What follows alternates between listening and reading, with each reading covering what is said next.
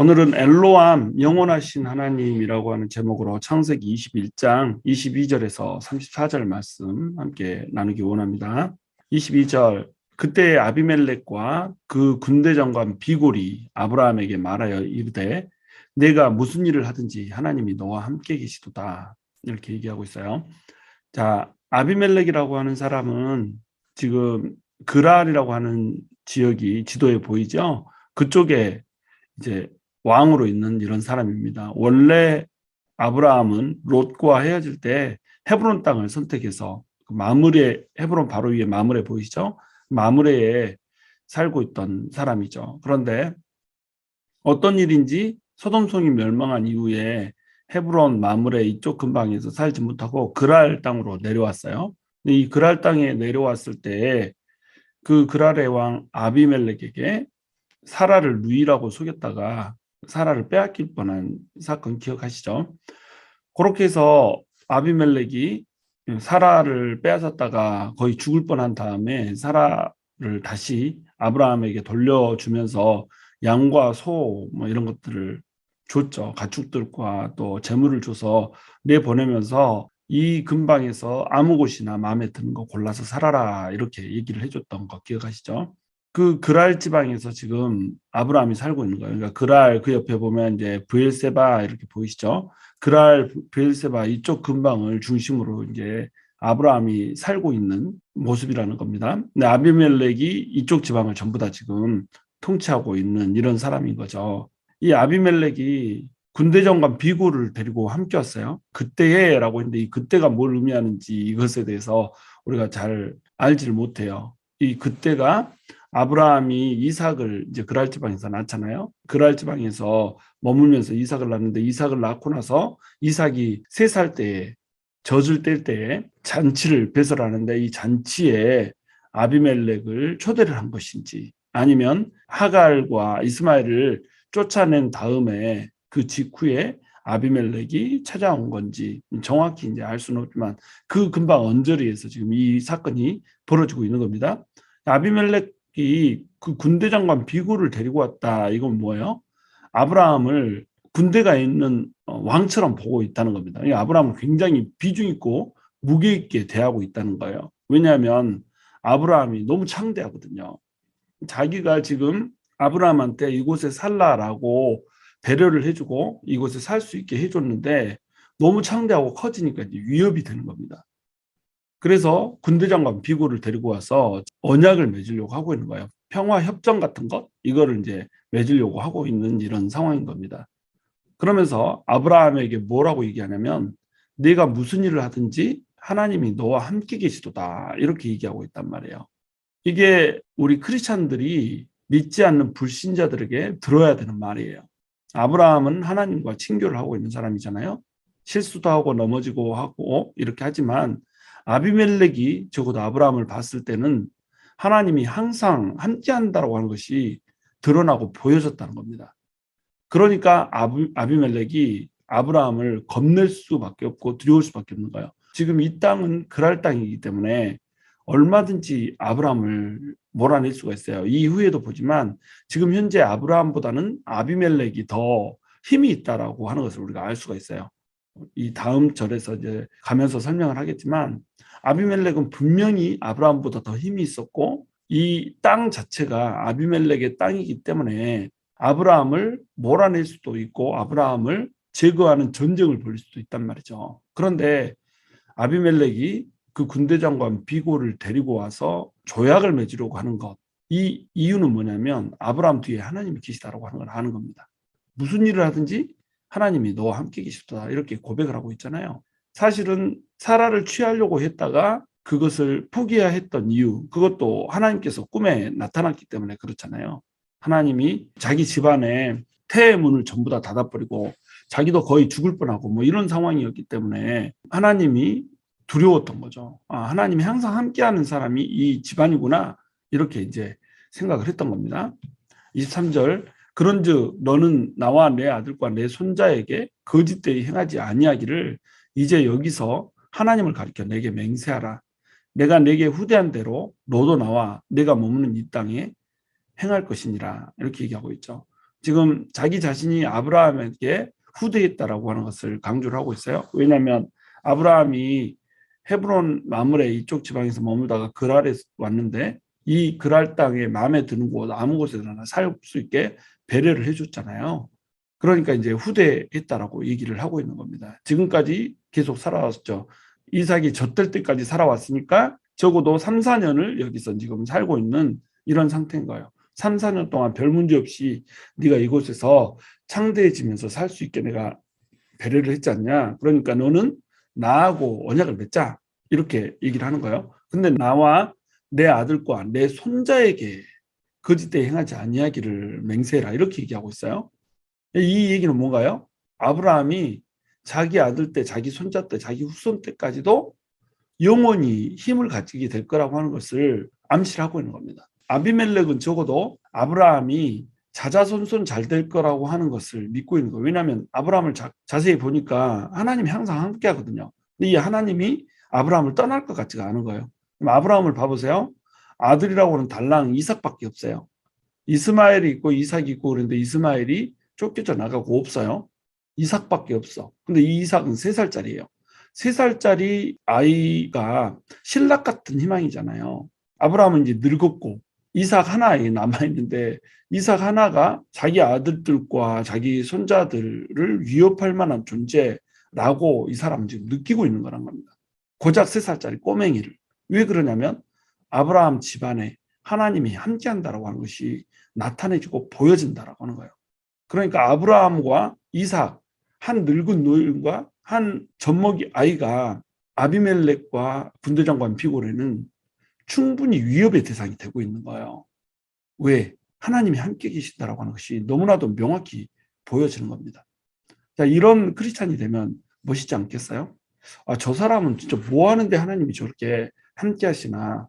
뭘 해도 이렇게 뒤로 넘어져도 뭔가를 줍고 앞으로 넘어져도 뭔가를 발견하는 저런 일들이 어떻게 저 사람한테는 저렇게 일어나나 라고 하는 것들이 발견되어져야 된다는 거죠. 하나님께서 우리와 함께 동행해주고 계신다라고 하는 흔적이 보여져야 된단 말이죠. 거짓되이 행하지 아니하기를 이제 여기서 하나님을 가리켜 내게 맹세하라 이렇게 얘기하고 있잖아요.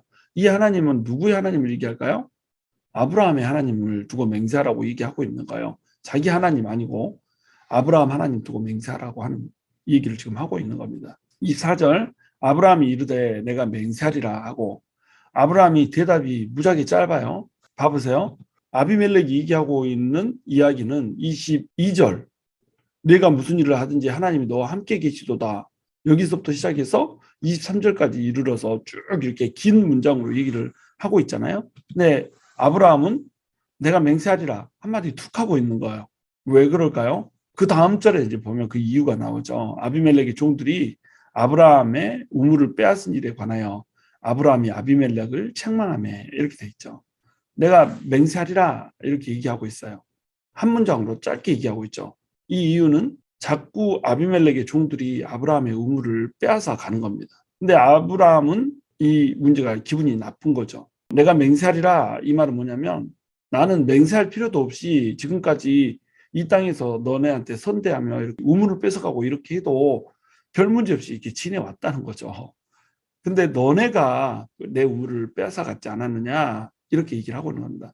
지금 이 우물이라고 하는 것은 브엘세바 이쪽 지방에서는 굉장히 중요한 거잖아요. 그랄 지방, 브엘세바 이런 지방에서는 우물이 없으면은 물을 마실 수도 없고 또 가축들에게 물을 먹일 수도 없고 이러기 때문에 우물이 너무너무 소중히 있어서 물이 이렇게 흔하지 않은 지방이니까 물이 너무 소중해서 우물을 파놓으면 이 우물을 다시 딱 닫아놓고 자기만 아는 표시를 해놓고 와서 우물을 찾고 뭐 이렇게 할 정도로 우물이 소중했단 말이죠. 그런데 이 우물을 자꾸 빼앗는 거예요. 그러니까 이제 불쾌하고 우물을 빼앗아 감에도 불구하고 이것에 대해서 뭐라고 항변을 할 수도 없고 왜냐하면 이 땅 자체가 아비멜렉의 땅이잖아요.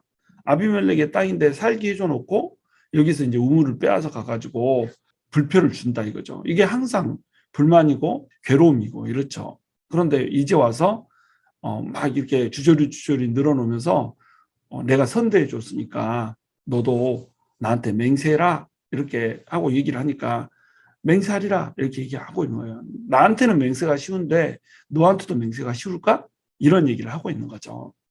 그래서 아비멜렉의 종들이 아브라함의 우물을 빼앗은 일을 이제 언급을 하고 있는 겁니다. 나는 맹세할 텐데 너도 그러면 맹세를 해라 이렇게 얘기하는 거죠. 그래서 아비멜렉을 이제 우물 빼앗은 일로 책망을 하고 있는 겁니다. 26절 아비멜렉이 이르되 누가 그리하였는지 내가 알지 못하노라. 너도 내게 알리지 아니하였고 나도 듣지 못하였더니 오늘에야 들었노라. 이거 어디서 많이 들은 멘트 아니에요? 사라를 취하려고 했다가 하나님이 너 왜 유부녀를 취해서 악을 저지르려고 하냐 딱 이렇게 했더니 저는 알지 못했습니다. 아무도 나한테 얘기를 안 해줬어요. 아브라함도 얘기 안 해주고 사라도 얘기 안 해줘가지고 결혼한 여자인지 알지 못했어요. 이렇게 아비멜렉이 얘기했었죠. 네, 이번에도 아비멜렉은 아무도 나한테 얘기 안 해줬다. 나는 알지 못했다. 이렇게 얘기하고 있어요. 자, 처음에 사라한테 이 얘기를 했을 때는 그래도 괜찮죠. 근데 두 번째 다시 이렇게 얘기하고 있다. 이건 뭐예요? 아비멜렉이 지도자로서 갖춰야 될 신중함, 주도 면밀함 이걸 갖추지 못하고 있는 거죠. 우리가 이제 볼 수가 있는 거예요. 이거 알고 있어야죠. 알려줄 사람을 갖고 있어야 되는 거죠. 하여튼간 이렇게 해서 아비멜렉은 당황하고 있어요. 나 이거 몰랐는데 오늘 처음 들었어. 라고 이제 얘기하는 거죠.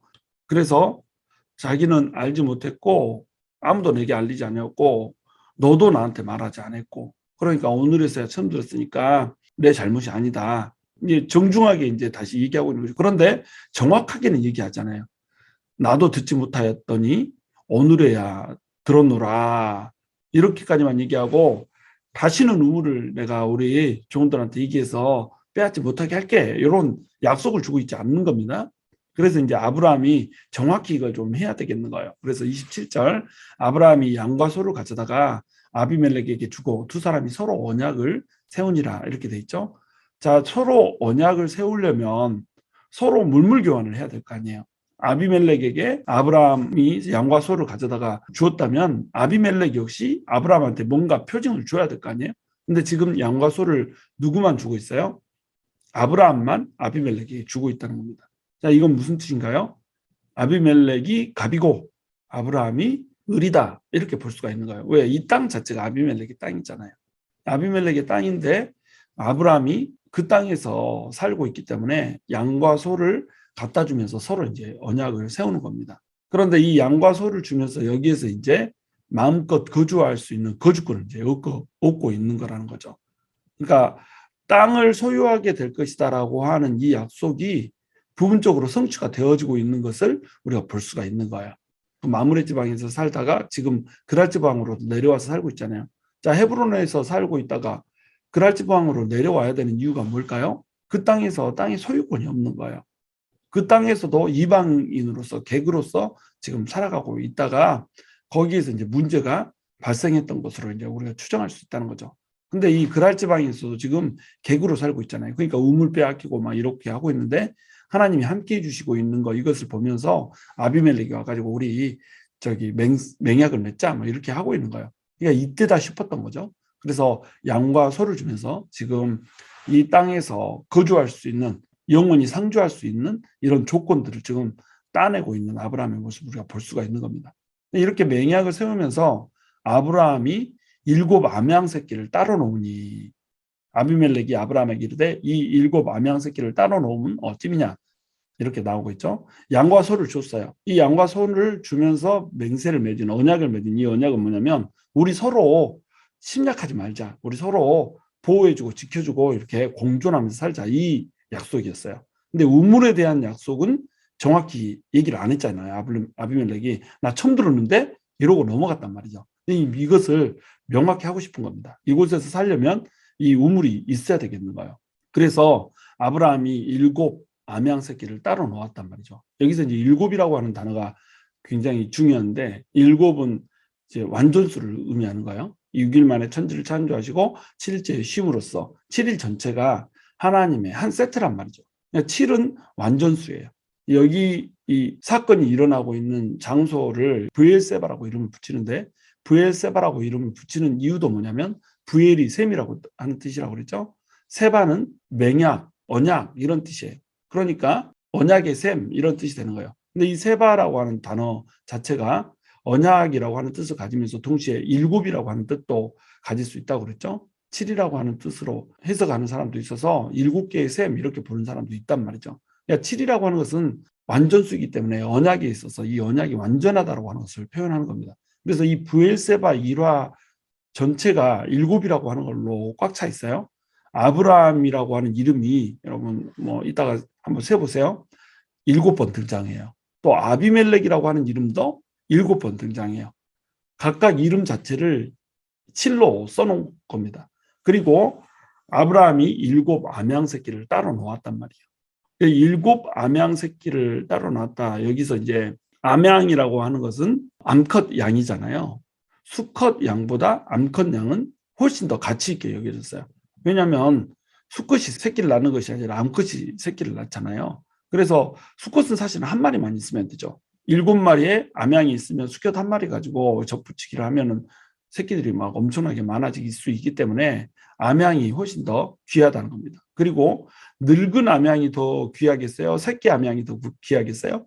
새끼 암양이 더 귀하죠. 왜냐하면 새끼는 곧 자라면 처음 새끼를 낳는 시점부터 시작해서 앞으로도 수년 동안 몇 년 동안 새끼를 낳을 수가 있기 때문에 다 늙어 빠진 이 암양보다 새끼 암양이 훨씬 더 값지고 귀한 거라는 겁니다.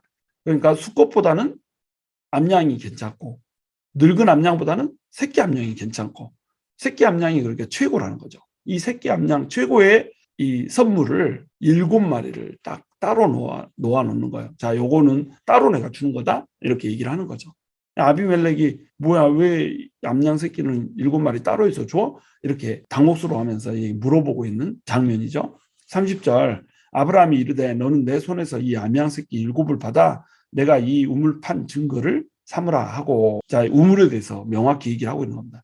자, 암양 새끼 7 가장 귀중한 것 그 완전수를 채워서 이 7을 준다. 이거 받고 이 우물은 내 것이다라고 하는 증거를 삼아라 이렇게 얘기를 하고 있는 거죠. 그래서 31절 두 사람이 거기서 서로 맹세하였으므로 그곳을 브엘세바라 이름하였더라. 아비멜렉이 그래 이거 네 우물 네 거야. 다시는 종들에게 이 우물은 아브라함 것이니까 손대지 말라라고 얘기할게 라고 하는 맹세를 세우고 너는 이곳에서 계속 이제 살 수 있어. 자자손손 살자. 그리고 내 자식들하고도 이렇게 화친을 맺으면서 이곳 살자. 땅이라고 하는 것이 아브라함에게 처음 주어지고 있는 이런 모습, 언약이 점점 이제 성취가 되어가고 있는 모습으로 이렇게 그려지고 있는 거죠. 그리고 이 땅 이름을 브엘세바라 했더라. 브엘세바는 그 뜻이 아까도 설명했듯이 약속의 셈 이런 뜻인 겁니다. 맹약의 셈 또는 7개의 셈 이런 뜻인 거예요. 32절 그들이 브엘세바에서 언약을 세우며 아비멜렉과 그 군대 장관 비고는 떠나 블레셋 사람의 땅으로 돌아갔고 33절 아브라함은 브엘세바에 에셀나무를 심고 거기서 영원하신 하나님 여호와의 이름을 불렀으며 이렇게 돼 있어요. 자, 브엘세바에다가 아브라함이 에셀나무를 심었어요. 나무를 왜 심었을까요? 뭐 식목일이니까 심었을까요? 아니죠. 브엘세바에 에셀나무를 심은 이유는 뭐냐면 이것을 기념하려고 심는 거예요. 자기가 살 수 있는 안정적인 터전을 얻었다는 거죠. 요거를 해준 게 누굴까요? 하나님이죠. 아까도 아비멜렉이 맨 처음 와서 뭐라고 그래요? 하나님이 항상 함께 하시는 것을 내가 안다라고 얘기하잖아요. 이 일을 해준 것은 분명히 하나님이시라는 겁니다. 하나님을 알지 못하는 사람이어서 너네 하나님이 너랑 항상 함께 하는구나 라고 찾아와가지고 자기가 맹약을 하고 있단 말이에요. 그리고 이 우물도 이제 드디어 얻기에서 지금 평화가 오고 있는 이런 상황입니다. 드디어 인생에 평정이 오고 이제 더 이상 우물을 빼앗겨서 고통받는 일들이 없게 된다라고 하는 이 소망을 얻게 된 거죠. 그러니까 여기에다가 하나님께 감사하는 마음으로 에셀나무라고 하는 것을 심는 거예요. 그러니까 에셀나무를 심는 이유는 뭘까요? 이 에셀나무가 상징하는 것 때문에 그렇죠. 이 에셀나무는 제가 이제 사진에 보여줬듯이 넓은 광야에 나무 한 그루 큰 게 있는 거예요. 이게 한 30m 자라는 나무거든요. 브엘세바 근처에는 이런 나무들이 광야에 펼쳐져 있고 막 이렇단 말이에요. 그러면 이 나무가 있으면 어떨까요? 가축들이 와가지고 굉장히 나무가 낮잖아요. 나무가 높이 뭐 백향목처럼 가는 게 아니고 낮게 가지를 들이워요. 그러니까 그늘도 잘 지고 또 이 연한 나뭇잎을 가축들이 뜯어먹기에 좋고 이렇게 돼 있는 겁니다. 그러니까 에셀나무가 굉장히 유익이 많아요. 그러면서 동시에 이 나무는 상록수거든요. 상록수라고 하는 나무의 특징은 뭔가요? 사시사철 색깔이 변하지 않고 항상 녹색이고 계속 영원하단 말이죠. 아브라함이 이 나무를 지금 심어 놓으면 아브라함이 죽기 전에는 이 나무는 계속 있는 거잖아요. 그러니까 영원이라고 하는 것, 영원히 변함없는 하나님이라고 하는 이런 개념을 갖는 거예요. 우리가 사무엘 상에서도 살펴보았지만 사울이 에셀나무를 특별히 좋아했다고 그랬잖아요. 그 에셀나무 아래에서 창을 만지작거리고 있는 이런 모습으로 사울이 늘 그려졌다고 그랬잖아요. 사울이 죽었을 때도 길르앗 야베스 사람들이 사울을 데려다가 장사를 지내주고 거기에 에셀나무를 심어주잖아요. 그 이유가 뭐냐면 사울이 자기 왕권이 영원하기를 바랬던 것 같아요.